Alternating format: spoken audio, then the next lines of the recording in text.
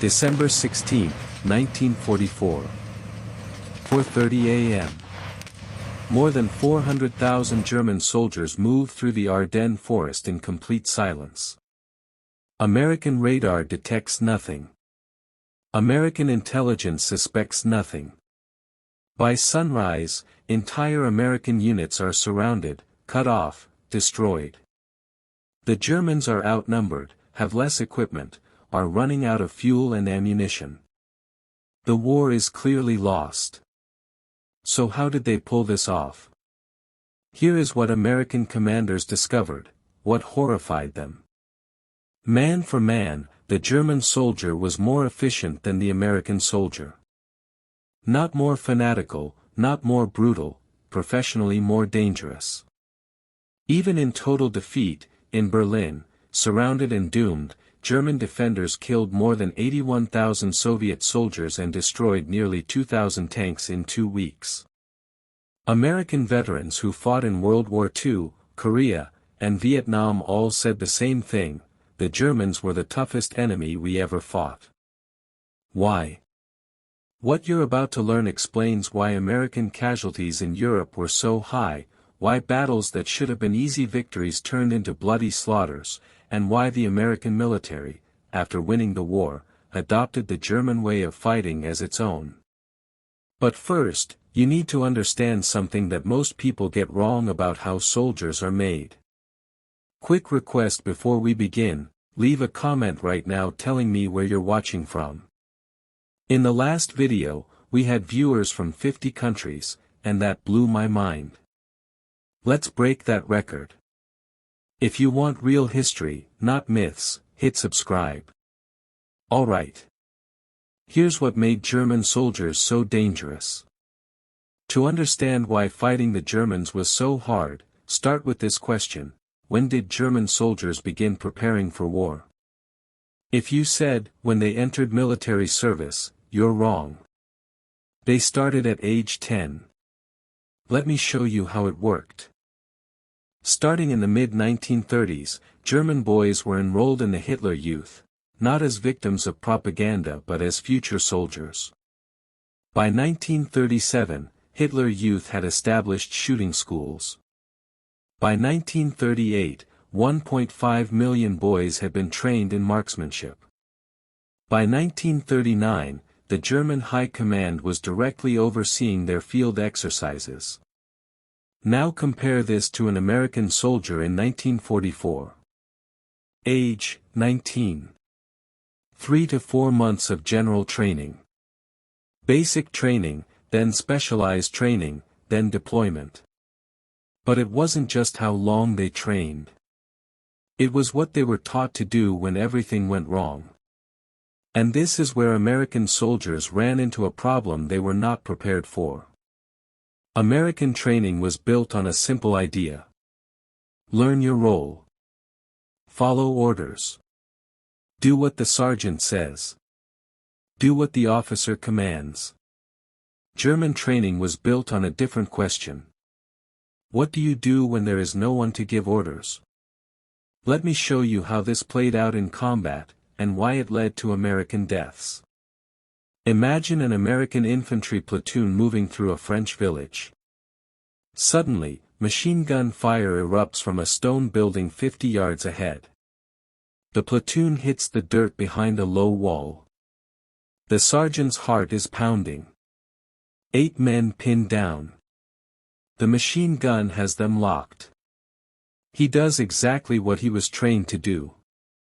He reaches for his radio. "Lieutenant, we have a machine gun nest. Second story window.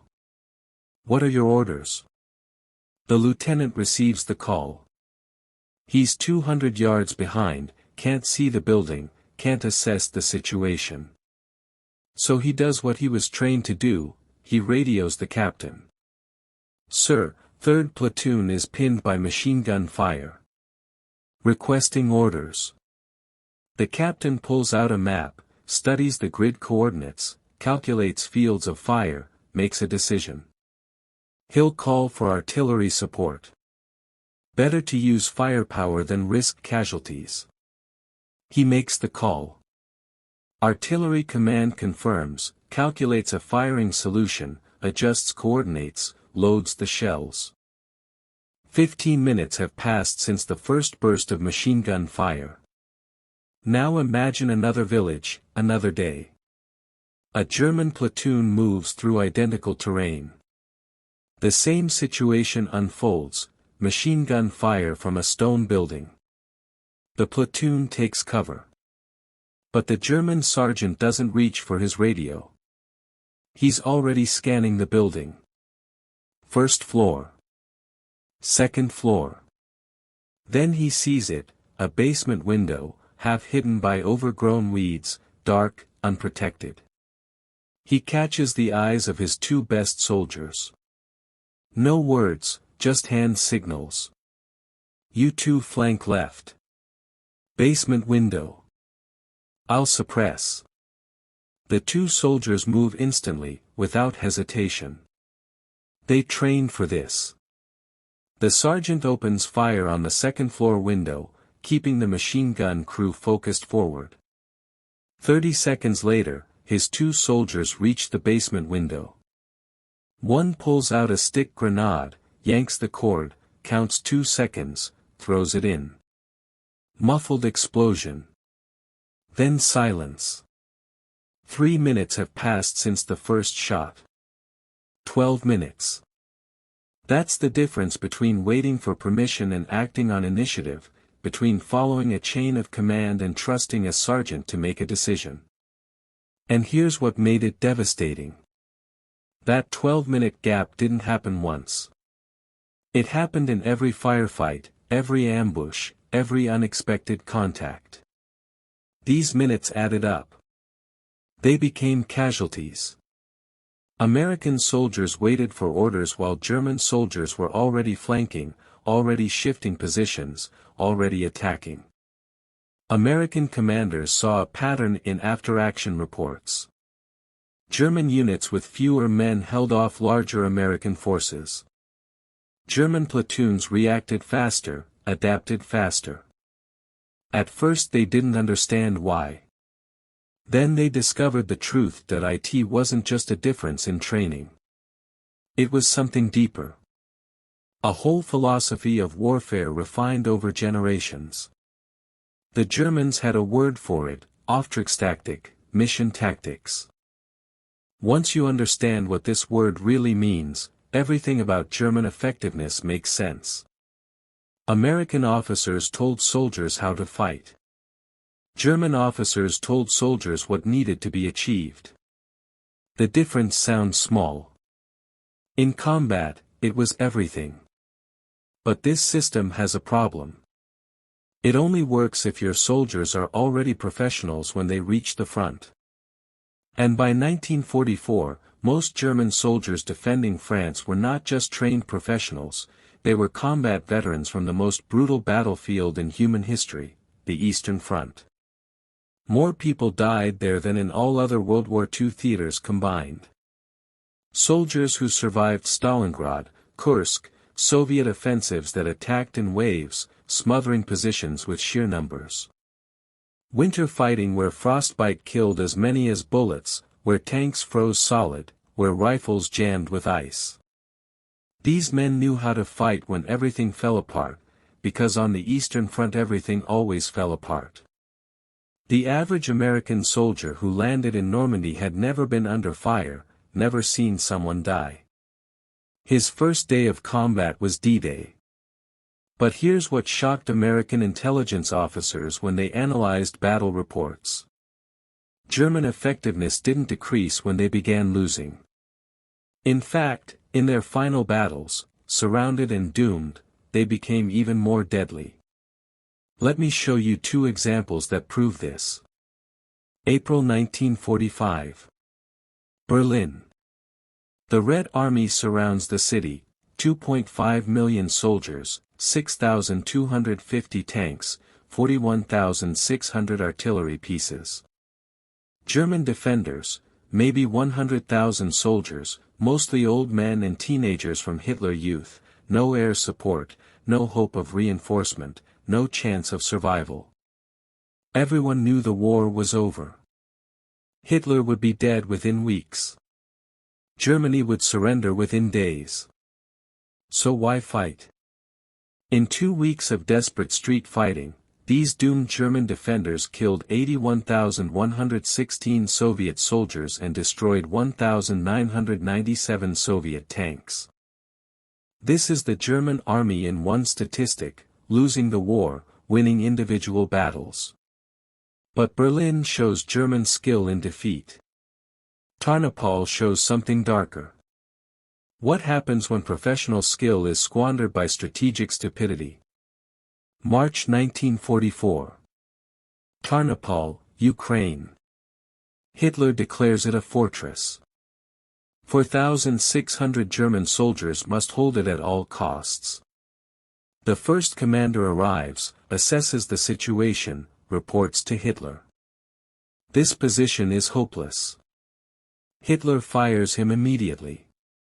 His replacement tries anyway.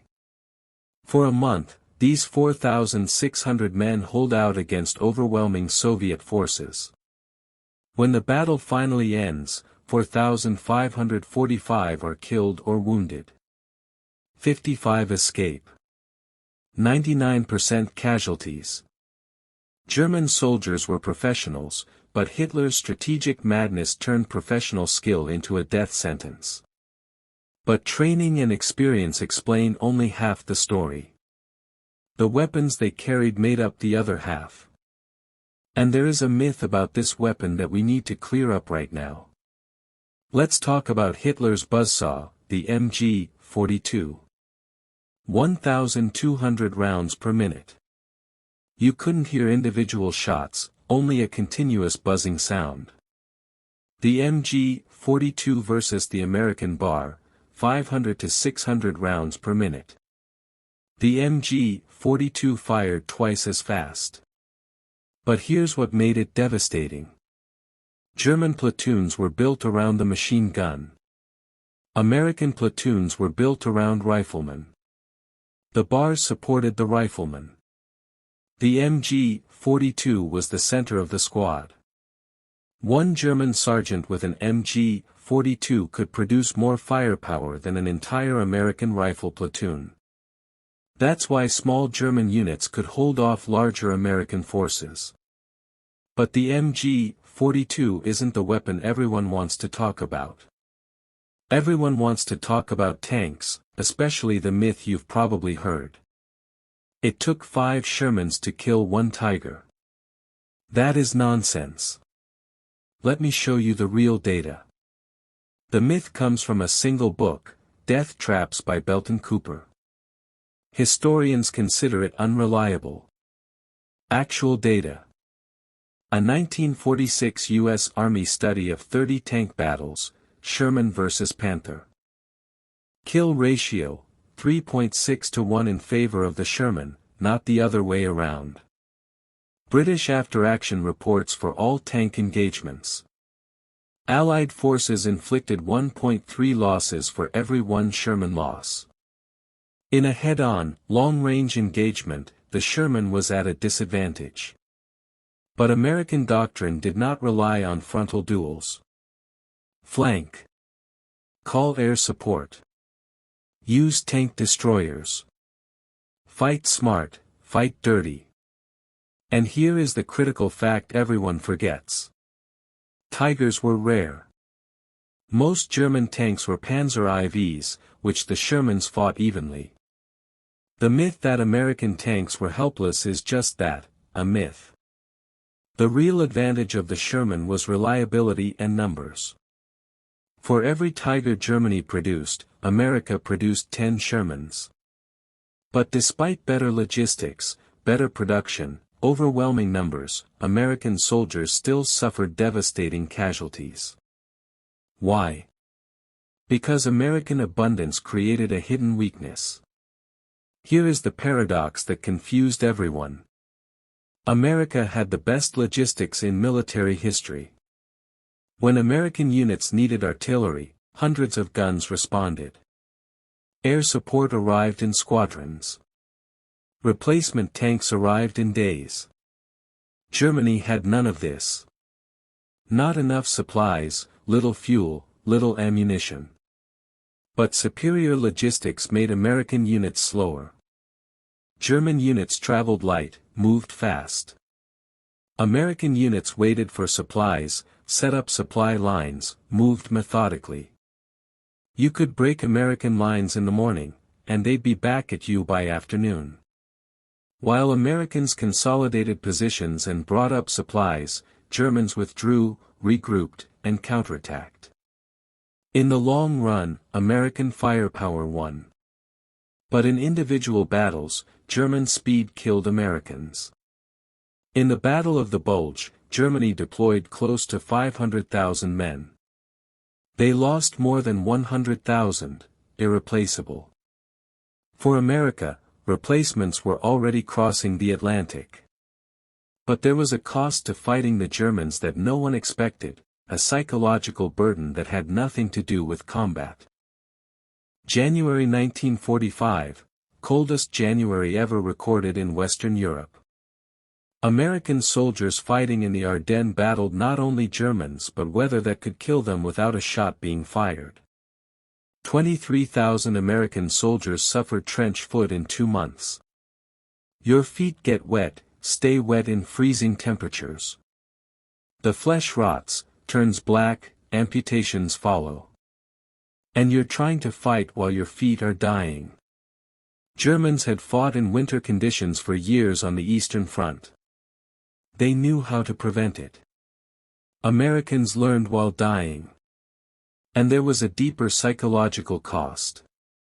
One veteran said, "What made it hard was that they looked like me." Many Americans had German surnames, German heritage.